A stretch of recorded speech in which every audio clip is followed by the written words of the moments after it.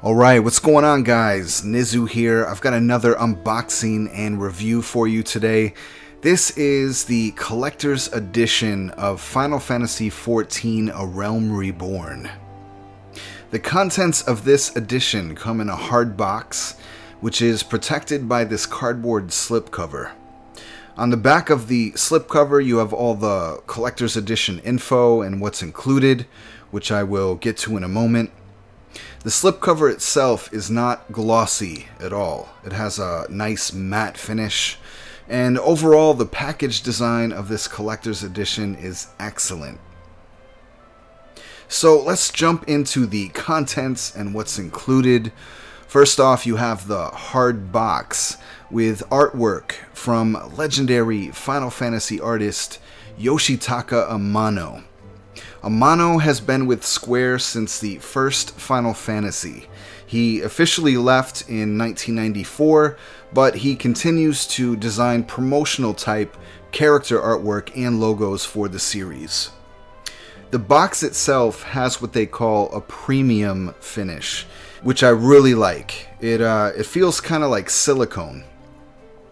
The artwork on the front wraps around the box, and if you look closely on the back, you can see stars and constellations.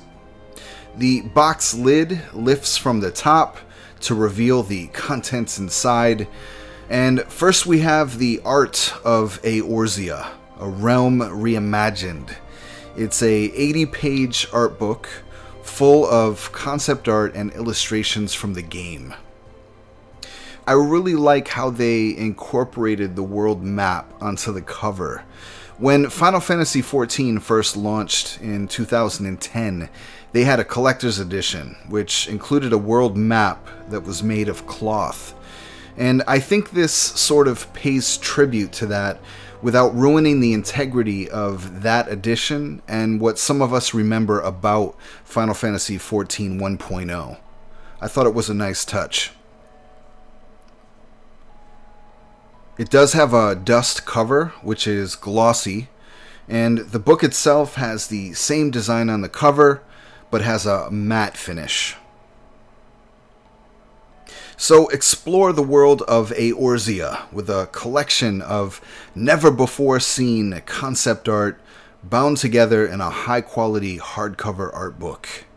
The first chapter covers races, and just for the sake of time, I'm only going to give you a glimpse of the concept art and illustrations in each chapter. Chapter 2 is on classes. Basically shows you each class, what their artifact armor looks like, and a selection of class-specific weapons. Chapter 3 is on jobs. Again, shows you their artifact armor and a selection of class-specific weapons. Summoner class. That was my class in Final Fantasy XI. Chapter 4 is on locations. Basically shows you all 3 cities or all 3 towns and all of their surrounding zones. 5th chapter is on enemies, and this is definitely my favorite chapter.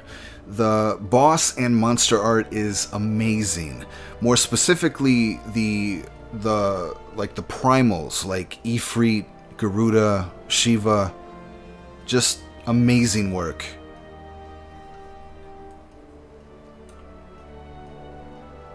Sixth chapter is called Miscellaneous.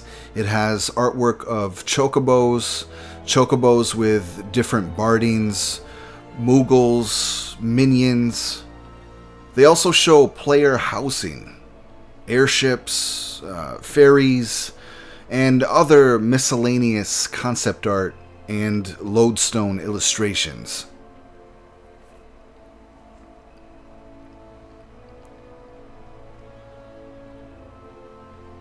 Overall, it's a very impressive collection of artwork from the game.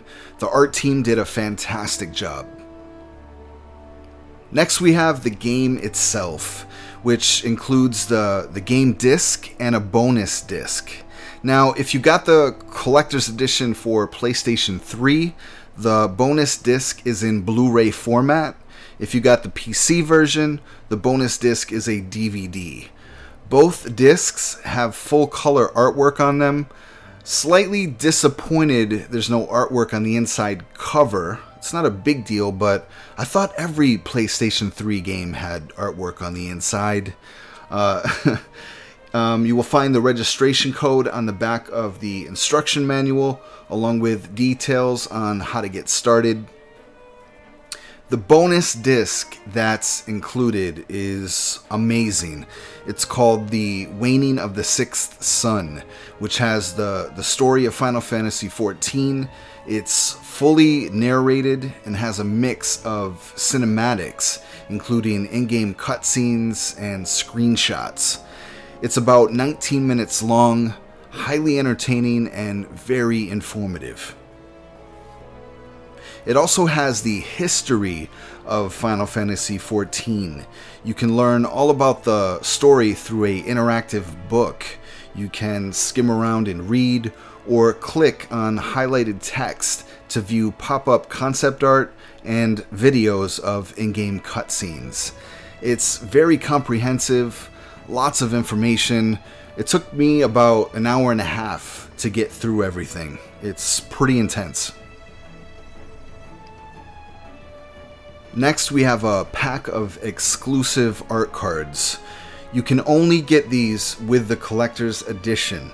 It's basically 5 high-gloss shots of some of the characters and enemies you see in the battle sequence at Cartano, when the Elder Primal Behemoth awoke and destroyed Eorzea. The backside of all the cards are exactly the same. Black background with the Final Fantasy XIV logo. Black Mage. The mighty and powerful Behemoth. That was a crazy scene. Cutscene. And Magitech armor. Next up is the Sounds of Eorzea. It's the musical score composed by Masayoshi Soken. It's not the full score, it's just a small selection of music. You get 6 tracks and about 50 minutes worth of music. I was somewhat disappointed with this. I have been playing since 1.0, and I have a few favorite tracks, and not one of them was on here. I mean, what music is here is very good, I just wish there was more of it. If you listen closely, all the music you hear in the background of this video was taken from the soundtrack. You also get a security token, which has the Final Fantasy XIV A Realm Reborn logo on it. This token generates unique codes to use when you sign into your Square Enix account. It's handy to have and just adds another layer of protection to keep your account safe. Most players may already have these from playing Final Fantasy XI. This is one I have. I've been using it for years and it works just fine. Good to have a backup just in case or just to collect. So that's everything that's in the box. Last thing I want to show you is all the in-game items you receive with this collector's edition. After you register your code, set up your account, and start playing, look for a delivery Moogle. There's one located in every town. You will be sent letters that have all these in-game items attached to them. So the first item you get with the collector's edition is the Helm of Light. The Helm of Light was worn by the Warrior of Light in the first Final Fantasy game. The Helm of Light is iconic. It's something longtime fans of Final Fantasy can enjoy and be proud to wear. I personally think this helm is pretty sweet. In fact, I think all of the items that come with the collector's edition are pretty sweet. The second item you get is the Baby Behemoth Minion. Now, minions are more like pets, but they can't aid you in combat. They more or less just follow you around.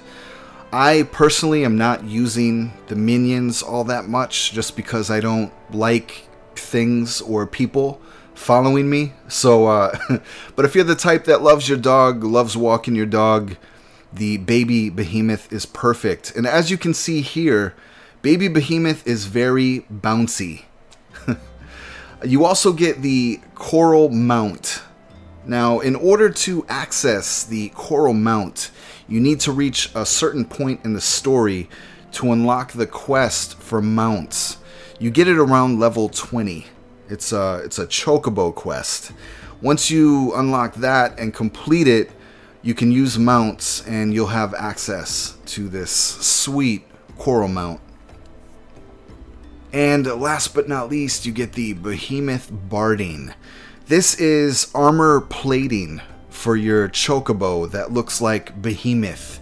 You basically turn your chocobo from cute to deadly with this beastly looking armor plating. Again, you need to play through the story, unlock and complete the level 20 quest for mounts to gain access to this.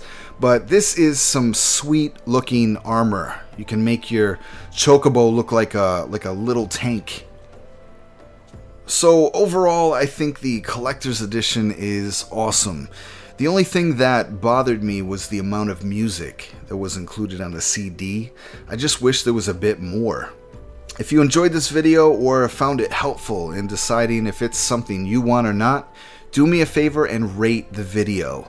Ratings simply shows others how helpful it is, and I would just really appreciate it. If you have any questions or comments, leave them in the comment section below. Thanks for watching, and take care.